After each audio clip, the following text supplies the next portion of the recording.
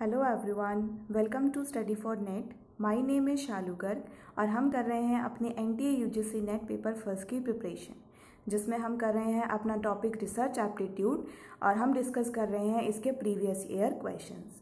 30 questions हम discuss कर चुके हैं। आज हम 10 क्वेश्चंस और डिस्कस करने वाले हैं। और जो भी ये वीडियोस देख रहे हैं, अगर उन्होंने मेरे चैनल को सब्सक्राइब नहीं किया है तो प्लीज़ मेरे चैनल को सब्सक्राइब कीजिए और बेल आइकन को प्रेस कीजिए ताकि आगे आने वाली वीडियोस के नोटिफिकेशन आपको पहले ही मिल जाए। इससे पहले 30 क्वेश्चंस अगर किसी ने नहीं देखे हैं तो उसका लिंक मेरे डिस्क्रिप्शन बॉक्स में आपको मिल जाएगा। आप वहाँ जाकर उन लेक्चर्स को देख सकते हैं। चलिए शुरू करते हैं आज के क्वेश्चंस। सबसे पहला हमारा 31 नंबर question है। In a research on the effect of child rearing practices on stress proneness of children in completing school projects, the hypothesis formulated is that child rearing practices do influence stress proneness. At the data analysis stage, a null hypothesis is advanced to find out the tenability of research hypothesis. On the basis of the evidence available, the null hypothesis is rejected at 0.01 level of significance. What decision may be warranted in respect of the research hypothesis?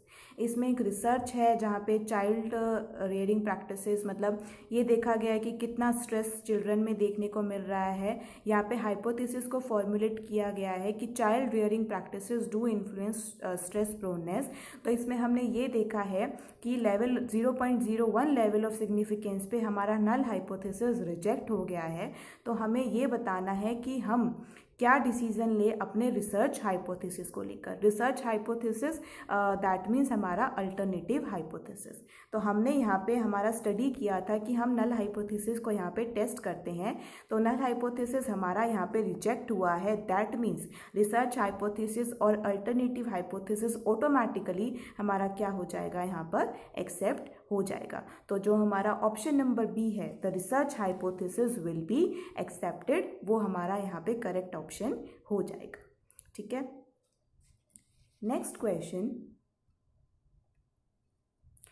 A researcher intends to explore the effect of possible factors for the organization of effective midday meal interventions. Which research method will be most appropriate for this study? Researcher को कोई भी possible factors जितने भी हैं उनके effect को explore करना है, जो भी मिड डे मील इंटरवेंशंस है उसके ऊपर। हमने पहले भी ये डिस्कस किया था कि जब भी हम पर्टिकुलर कोई भी चीज़ हो जाती है उसके इफेक्ट को देखते हैं तो उस रिसर्च को हम कहते हैं x post facto method. That means ये ऑलरेडी चीज़ हो चुकी है, अब हमें सिर्फ उसके इफेक्ट को देखना है, ये जानना है कि क्या हमने वहाँ पे एक्सप्लोर किया है और क्या उस रिसर्च से हमें पता चला है। तो option number D, x post facto method is the correct answer. Next question, which of the following is an initial mandatory requirement for pursuing research? हमें ये बताना है रिसर्च को परस्यू करने के लिए सबसे पहली इनिशियल मैंडेटरी जो बिल्कुल ज़रूरी रिक्वायरमेंट है वो कौन सी है? ऑप्शंस हैं developing a research design, formulating a research question, deciding about the data analysis procedure, formulating a research hypothesis। एक तरह से देखा जाए सारी ही रिक्वायरमेंट है हमारे रिसर्च के लिए, लेकिन बिल्कुल मैंडेटरी रिक्वायरमेंट होगी फॉर्मुलेटिंग अ रिसर्च क्वेश्चन। जब तक कोई क्वेश्चन नहीं होगा तब तक हमें पता नहीं होगा कि किसका हमें सॉल्यूशन ढूंढना है। तो रिसर्च क्वेश्चन फॉर्मुलेट करना यहाँ पे बहुत ज़्यादा ज़रूरी होता है। तो option number B will be the right answer. Next question, empirical research in social sciences is associated with। जो भी हमारी एम्पिरिकल रिसर्च है सोशल साइंसेज में वो किससे हमारी एसोसिएट होती है? एम्पिरिकल रिसर्च बेसिकली जो भी हमारे ऑब्जर्वेशन से, जो भी हमें एक्सपीरियंस से हमने कोई रिसर्च देखा है, ऑब्जर्व किया है, तो किससे वो एसोसिएट होती है? हमारे ऑप्शंस हैं fictional narratives, positivist philosophy, historical artefacts and religious practices. तो इसका करेक्ट ऑप्शन होगा पॉजिटिव फिलोसफी। इसमें भी हमने बात करी थी कि जो भी हमने ऑब्जर्व किया है साइंस के थ्रू उसको ही हम यहाँ पे सच मानते हैं। तो एम्पिरिकल रिसर्च सोशल साइंसेज में भी वही सच मानेगी। तो ऑप्शन नंबर बी हो जाएगा पॉजिटिविस्ट फिलोसफी, इसका correct answer. Next question, reasoning from specific case to a general conclusion is known as. कहीं भी रीजनिंग में क्या होता है, स्पेसिफिक टू जनरल, कोई भी हम कंक्लूजन तक पहुंचते हैं तो उसको हम क्या कहते हैं, scientific logic, inductive logic, deductive logic और थ्योरेटिकल लॉजिक। तो इसका करेक्ट ऑप्शन होगा inductive logic. Option number B is the right answer. यहाँ पे हम स्पेसिफिक टू जनरल की तरफ जाते हैं। पहले हम डेटा को कलेक्ट करेंगे, हाइपोथेसिस डेटा को कलेक्ट करना, उसके बाद में किसी कंक्लूजन पर पहुँचेंगे तो उसको हम कहते हैं इंडक्टिव रीजनिंग और इंडक्टिव लॉजिक। तो ऑप्शन नंबर बी इसका करेक्ट आंसर हो जाएगा। Next question, the purpose of review of literature includes.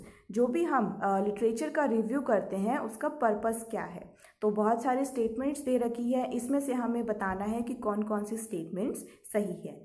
Statement number first, to understand the subject background, बिल्कुल सही स्टेटमेंट है। अपना जो भी सब्जेक्ट है उसको अच्छे से जानने के लिए हम लिटरेचर रिव्यू करते हैं। टू फॉर्मुलेट रिसर्च क्वेश्चंस, बिल्कुल हम अपने रिसर्च क्वेश्चंस को भी यहाँ पे फॉर्मुलेट कर सकते हैं। To find out relevant methodology, पुराने लिटरेचर को पढ़ के हमें पता चलेगा कि हम कौन सी बेस्ट मैथड्स को यूज़ करके अपनी रिसर्च को कंप्लीट कर सकते हैं। To debate the ethical aspects of research, ये बिल्कुल भी हम नहीं कर सकते क्योंकि पुरानी रिसर्च जो हो चुकी है उसके कोई भी एथिकल एस्पेक्ट्स के ऊपर हम डिबेट नहीं कर सकते। तो ऑप्शन नंबर डी जो है वो जो स्टेटमेंट नंबर डी है वो गलत हो जाएगी।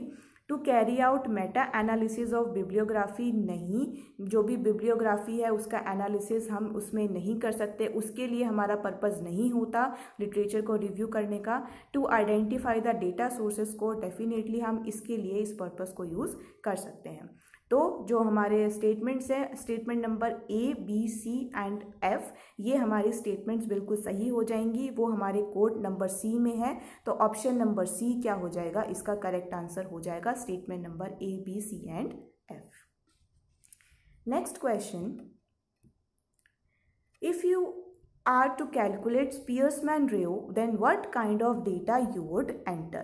अगर आप Spearman ratio मतलब जो हमारा कोफिशिएंट निकलता है, कोफिशिएंट ऑफ कोरिलेशन, अगर हम ये कैलकुलेट कर रहे हैं तो कौन सा डेटा हम यहाँ पर एंटर करेंगे। Spearman ratio होता है हमारा रैंक कोफिशिएंट ऑफ कोरिलेशन, तो हम अपनी रैंक्स को यहाँ पे क्या करेंगे, एंटर। ऑप्शन नंबर बी हो जाएगा correct answer, that is ranks. Question number 38, a variable that measures the effect of a manipulated variable is known as। ऐसा कौन सा वेरिएबल है जो मेज़र करता है हमारे मैनिपुलेटेड, जो भी हमने वेरिएबल को चेंज किया है उसके इफेक्ट को। Independent variable, dependent variable, confounding variable और कंट्रोल्ड वेरिएबल। हम मैनिपुलेट करते हैं हमारे इंडिपेंडेंट वेरिएबल को और उसका इफेक्ट हमें पता चलता है डिपेंडेंट वेरिएबल के ऊपर। तो यहाँ पे जो ऑप्शन नंबर बी है वो इसका करेक्ट आंसर हो जाएगा, दैट इज डिपेंडिंग वेरिएबल।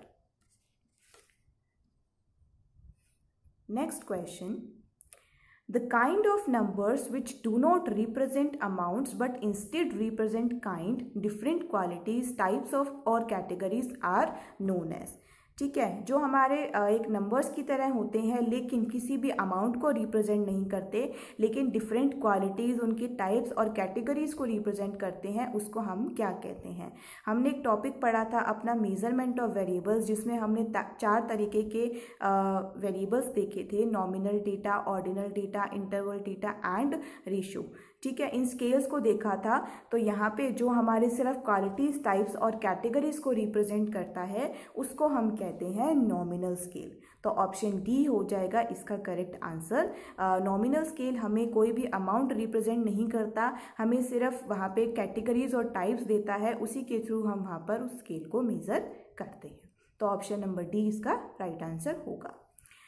आज का last question, in a research setting participants में act differently because they think they are getting special attention, this reaction of treatment group to the special attention rather than the treatment itself is known as. Research में कभी कभी क्या होता है, participants कुछ differently act करते हैं क्योंकि उनको लगता है कि कुछ स्पेशल अटेंशन मिल रहा है।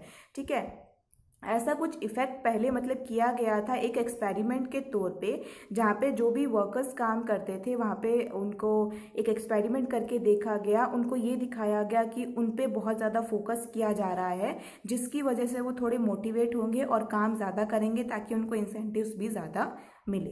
तो इस ट्रीटमेंट को हम यहाँ पर क्या कहते हैं, इस ट्रीटमेंट को कहा जाता है होथोर्न इफेक्ट। ये हमारा होथोर्न इफेक्ट है। इसी के थ्रू हम स्पेशल अटेंशन देते हैं सामने वाले को, ताकि वो ज़्यादा मोटिवेट होकर ज़्यादा वर्क करे। तो यही होता है हमारा होथोर्न इफेक्ट। तो ये थे हमारे आज के क्वेश्चंस। आई होप आपको अच्छे से समझ में आए होंगे। अगर ये वीडियो पसंद आई हो तो प्लीज़ इस वीडियो को लाइक करें और चैनल को सब्सक्राइब करना ना भूलें। मिलते हैं हम अपनी नेक्स्ट वीडियो में। Thank you.